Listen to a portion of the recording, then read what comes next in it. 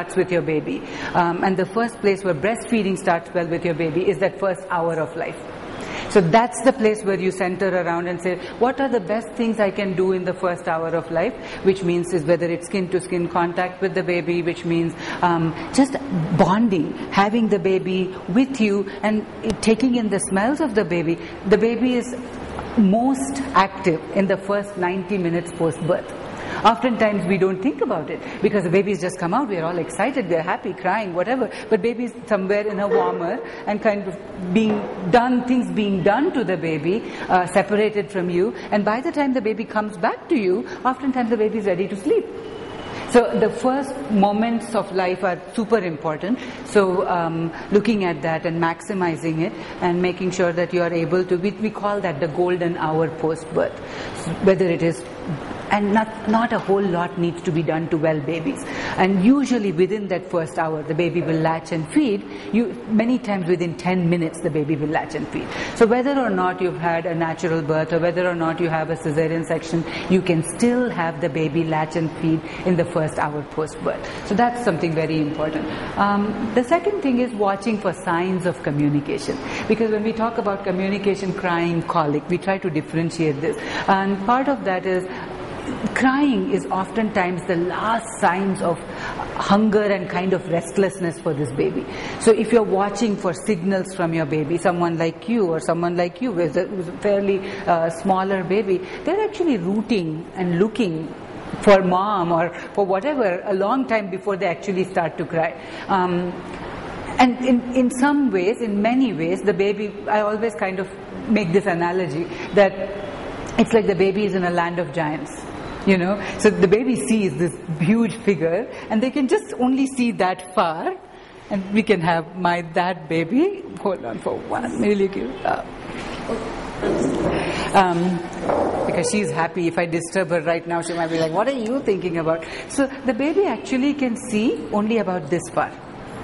So, and the good things that we kind of know from lots of research that is done is that babies are attracted to human faces.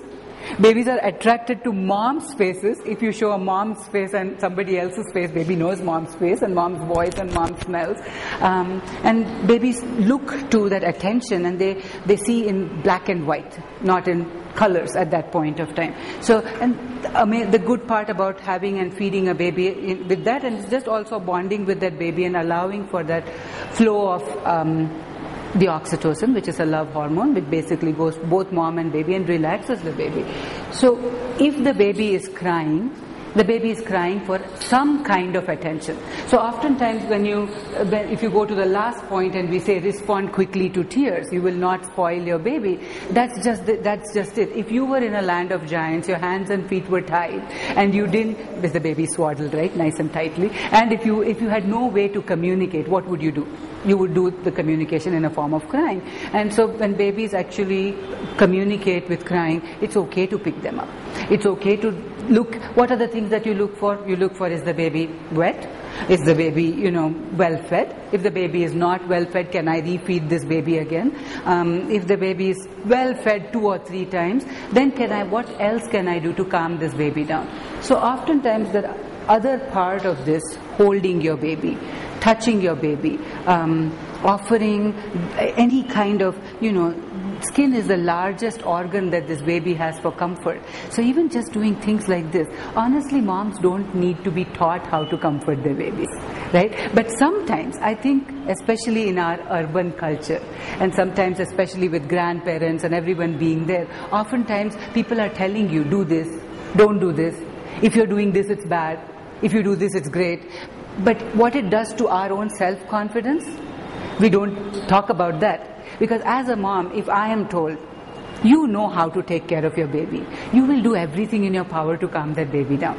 Okay? But if the baby is taken away, I have had moms who have told me that the only time my baby would be given to me would be to feed. After the baby was fed, somebody else would take the baby away. And that's hard because there is no way of attachment, there is no way of bonding, and babies do a lot more than just feed at the breast, right? So that part is also important. Then you talk about colic. The reason I bring colic up as a separate topic is because we hear about it so much. We say this baby cries and no matter what we do, it doesn't stop. And what's the first thing that women are told? That you don't have enough milk. This "you don't have enough milk" is the biggest lie that is told to every woman on earth. I've heard it in every language possible. So it's not only here, in every language. Okay? How can a mom not have enough milk for a baby? There are certain instances. Okay? If somebody has had radical surgery, sure, there may be a reason why that milk is not being able to be expressed. But women with flat nipples, inverted nipples, women with even post-surgery, women will have milk. What is letting that milk come in is the hormone. And what is that hormone? It's oxytocin. What is oxytocin? It's a shy hormone. It runs away. When does it run away? When somebody looks at her and says, "Do you have enough milk? Show me how much milk you have." It runs away. It does not allow for letdown to happen. And when that letdown does not happen, baby is crying. Because what does the baby want? It wants comfort at your breast, it sucks, but it also wants that milk which is coming in. And so we've had the odd mom land up at my house at 3 o'clock in the morning saying, "My milk just dried up." You give her a glass of water and you make her sit down and there's milk flowing. So it's about that. The next part is, what do you do about this colic? So you have done the usual suspect things. You have changed the baby, you have fed the baby, you have tried all those things. Then you land up doing the other things which are to comfort, which means it may mean just rocking movements. It may mean simply like this, baby being right there. I think this is one of the best positions to calm a baby down. I love this cheek-to-cheek contact, the skin-to-skin contact, and you're moving with the baby and talking to your baby. That baby understands that if mom's talking to me like an adult, she is not stressed and I am not stressed. The same baby you put here and say, "Why is it crying?" I always worry about people ask, "Why is a baby crying?" It's a baby. Baby will cry. Okay, and we've had this happen. We have had people cry, make the baby cry hoarse. And why is the baby crying? I don't know. Really, I don't know. We try everything, but then beyond that, you have to comfort the baby. This position works great. Putting the baby like this, we call this the aeroplane position. Lovely. The baby just suddenly, it's like a switch. It's turned. Baby's it's crying. All of a sudden, it's quiet. Okay, I can't guarantee that your baby will be quiet forever. But for that moment, the baby is fine and doing well. You put the baby up like this, that works beautifully. Just, it's all about, you're figuring out. It may not work for each one of you. It may not work even each time your baby cries like that. But bottom line, what we also understand that colic is something which is a passing phase. It doesn't happen forever. It doesn't happen forever. So, the other thing that we also talk about is, once you do all that, what do? When the baby comes to mom, baby smells the breast. So after a little while, whether for comfort or otherwise, the baby wants to go to the breast. And here is mom who is saying, "I have fed this baby 1 time, 2 times, 3 times, my breasts are feeling like, I don't want to do this." But because, and we have had parents who tell us this, "My partner is very comfortable handling the baby as long as the baby is not crying. The moment the baby cries, hand over." Okay, so you can do that 1 or 2 times, but beyond that, partner, that's when partners, moms, grandmoms, it takes a village sometimes to raise a baby. Yes, it does. So they get handed over and they can try all of this. Some babies may like a car ride. Some babies may like to be put on a little car seat if you have one. We loved it. Having a car seat and being able to rock the baby was one of the better things that happened. And then be patient with your baby. Some things that we see is when moms are so stressed and when parents are so stressed around the mom, which is something that we don't see very often over here, because I think we do have more pairs of hands, is what we call the shaken baby syndrome. Mom's like saying, "What's going on with you?" And that's not great for the baby. So if any time you're feeling that anxious, good to hand over the baby to somebody else. It's okay for you to take a break. Nobody tells you that.